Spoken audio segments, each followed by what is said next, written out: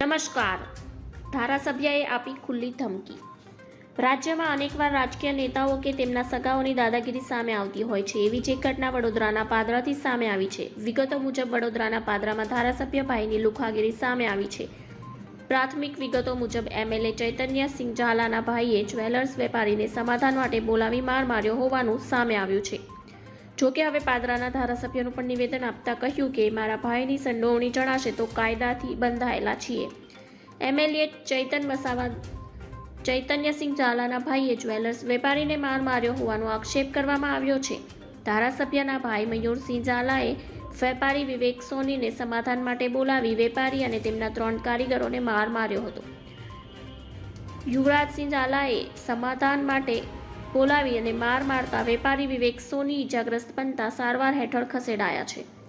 આ તરફ એસએસજી હોસ્પિટલને તંત્રને જાણ કરી હતી. આ સાથે તેમણે કહ્યું કે અગાઉ પણ આવું સમાધાન કર્યું હતું. મારા ભાઈની સંડોવણી જણાશે તો કાયદાથી બંધાયેલા છીએ, પણ માત્ર ધારાસભ્યના ભાઈ છે તેને કારણે તેના દોષારોપણ થાય એ ખોટું છે.